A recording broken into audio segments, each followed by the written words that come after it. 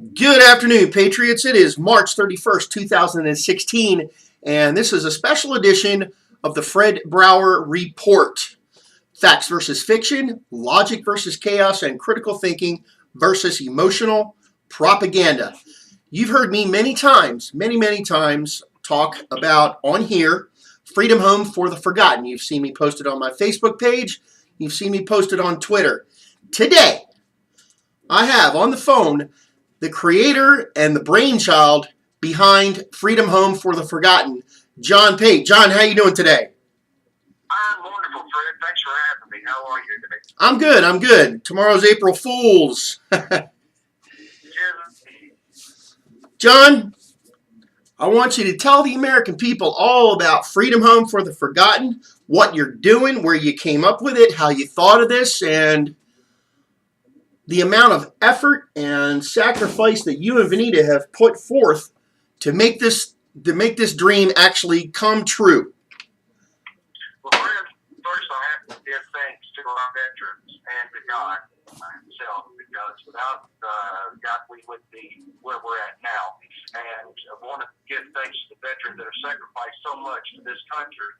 And right now, we're living down in Florida. She was working as a nurse, and we decided that we were tired of seeing, in a nutshell, I had to have about 8 back surgeries in the course of 24 months. And during that time, we had a lot of veterans that were in the VA that were homeless. And we just got tired of seeing our U.S. veterans struggling and being kicked to the side. And we decided to take a stand against it. We sold our home in Florida. We bought 4 acres of land out in Texas. Of course, we wanted those to this, but I'm just giving you the nuts and bolts of it. Mm-hmm. We've got this land out here, and we go out into the Mexico area. We find our veterans through taking care packages out to the homeless, locating our vets, building a relationship with them. And if they are willing to come in, we will help them. We'll get them off the streets.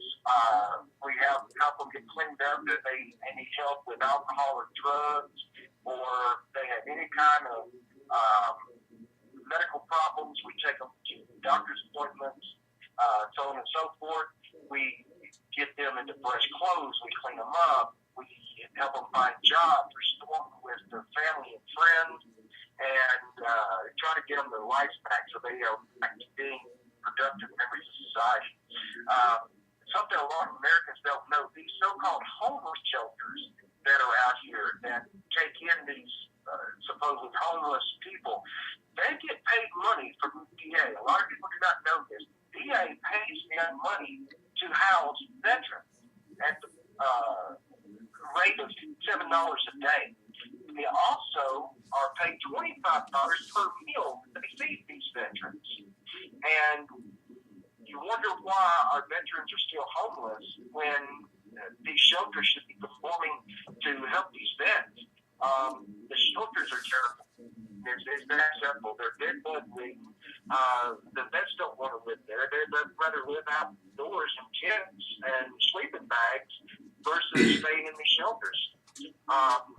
So the shelters, these homeless shelters aren't they're not providing any kind of employment training or to get them they're not providing any kind of counseling to get them off of drugs. They're just giving them a meal and a bed, and the VA is forking out money for that. That is correct. And we are 100% privately funded. The only way we make it is through donations to private citizens. We don't take a dime from the VA or any government entity. We've had multiple people approach us and tell us, we should get in with the VA, you should do this, do that. We don't want the VA sticking their nose in anything. We don't want the federal government sticking their nose in anything. That's one reason is because they've already turned the tax these veterans. I'm not going to give them a chance to do it again. Yeah. Now there's several places. There's several places where folks can go, right, to donate to Freedom Home. Which name all those for us. Well, we have our standard website up. It's freedomhomefortheforgotten.org. And then, of course, we have our Facebook page, which is, Freedom Home for the Forgotten. We have a PayPal account set up. We have GoFundMe account set up. You can mail us a check. You can bring us a donation. You can come out and help. We have professional contractors coming out that donate a week of their time. Coming out April the 17th through the 23rd to help build and actually start putting buildings on the ground to get everyone out of tents. If anybody after the 3 weeks or a couple of days, they can make it to the El Paso area, we'd like you please come out and help us. We need to build the strong bags that we can get. Have you gotten any response to the volunteer builders that are coming shortly? Has anyone signed up to come and to slap on a tool belt and come help you? No, sir. No one has. The county sheriff is bringing a trailer that they have set up in case of emergencies that allows 20 people with a bathroom and shower in it. He's going to bring it out on 18 wheeler and set it up for us. Bringing out a truck wagon type trailer to feed everyone. Oh, that's good. Up into a large kitchen. The local media is invited to come out, and we still haven't got anybody signed up and volunteered other than the 7 men from up in Pennsylvania. Mm-hmm. That's a shame.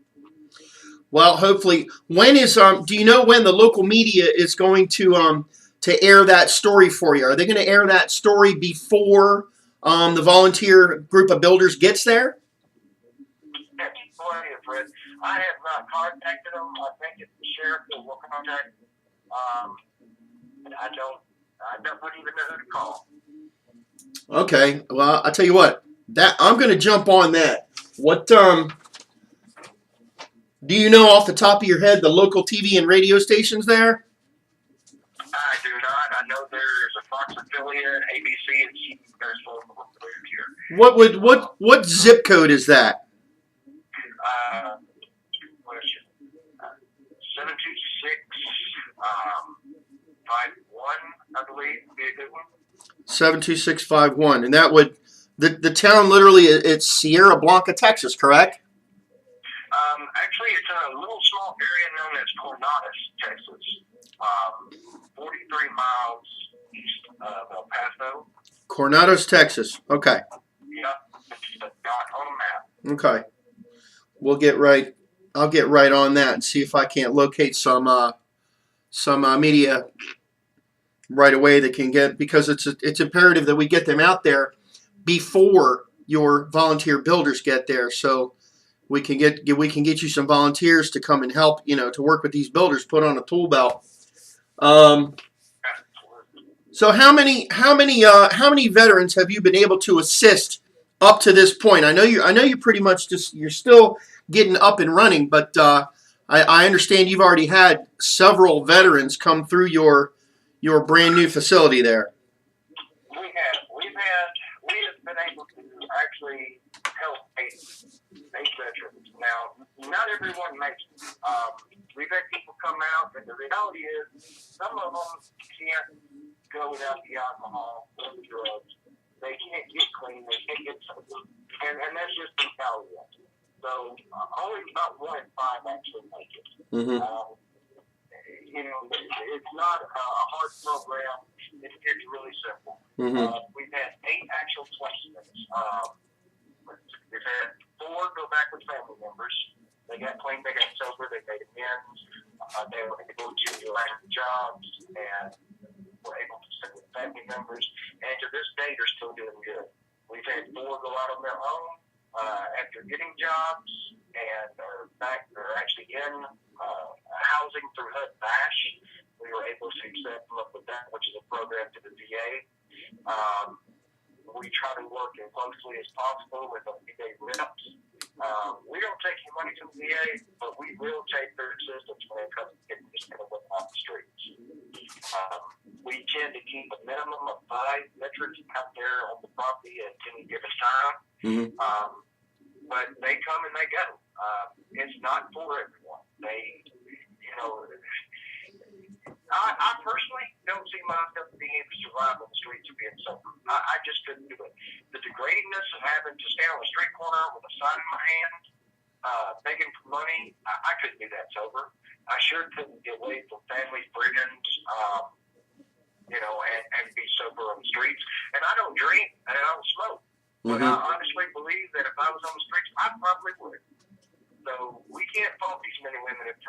here and had addiction problems. We've all got our own demons, and we have our own battles to fight. And we go out here and we get these men and women, and a lot of them are glad to see us, and a lot of them think we're just another government agency trying to get over on. Yeah. Now your wife, Vaneta, she was in healthcare, correct? She was a nurse. She is. She is a nurse. She currently is employed at the hospital here, and that's the only way we're paying the bills right now is her working 50 hours. Okay. Does her nursing license there in Texas? Does her nursing license allow her to assist veterans with medical care at your facility? We will watch them only to make sure that there's no disease. Okay. There's nobody with open sores. Able to take care of it, yes, but we won't treat anybody unless it's a first aid instance. But she is at least as a registered nurse, she is able to make a visual assessment and make a call for emergency care if possible. With her nursing knowledge and her education, she's able to spot a potential, life-threatening situation in a homeless veteran and dial 911 appropriately. Now, I think that's good. I think that's good for the American public to understand that, there is a nurse on site, even though she cannot provide care. She has the knowledge to know when there is a serious situation. And you have a military and a law enforcement background yourself. Is that correct? That is correct, sir. I was a medic in the Army. So I've got somewhat of a medical background. I was an EMT in Memphis, Tennessee for 7 years. So I've got a little bit of a medical background. I was a police officer for 7 years. I probably still would be, actually a little over 7 years, but I still would be if I had not had all these back surgeries. Yeah, we can observe the veterans and make sure that they're okay. Also, my wife is not just a nurse; she is a psychiatric nurse. So she is used to dealing with any type of mental illness, conflicts that might arise, that kind of stuff. We work with these men and women on all types of levels. So they do get a lot of help out here, and that's what operates her so highly for being able to jump in for conflict resolution and able to talk to these men and women when they start having crises or problems, because none of us are perfect, and some of these men and women do have issues. I mean, obviously, but she's able to deal with them and talk to them on a professional level, and they respect that. Now, do you have anyone working with you, or is it just right now? Is it just you and Vaneta? That is it. It's just us. He has asked. I don't know what else to do. We need people to come out here, put some boots on the ground, spend 3 days. Just give us a weekend, 1 day. Go out with us and watch what we do, and then take the Saturday and Sunday on your own, and go out and find these men and women and hand them packages with our cards in them and tell them that we love them and that we want to help them. Okay, and that's all we want to do. We don't want to do anything but help them. And if they want us to come back and see them, or if they need something, call us. Here's our number. And some of them call. Otherwise, we're going to turn back out to the same thing, the same people the next day. You have to keep doing this. Just because you show up and hand them food and leave doesn't mean anything to them. They get that all the time. They get on the street corner and get that all day long. You have to build a relationship with these people. You have to sit there and talk to them. And once they understand, we're not there trying to get any of their money from the VA. We're not trying to do anything from them at all. We just want to help them be people again. They will respond to us. We've got so many stories. We don't have that much time on your show, but we've got so many stories of different things we've seen and heard and done. Things that can share with us that it would break your heart. It really would. We have one young man that will not come in off the streets because he did 8 years in the Army as a medic, and he won't come in off the streets because he's other homeless guys that has issues. One of them has Down syndrome. One of them has fetal alcohol syndrome as a child. And they all kind of look up to him as a mentor. And he won't come in off the streets because they won't come in off the so he stays out there. There's absolutely nothing wrong with him. He just will not come in because he watches over them. He's like a big brother to them. It's really sad. People really don't understand why all these different people are. It's amazing. We're all, if you think about it, we're all just one accident away from being homeless. Oh, absolutely.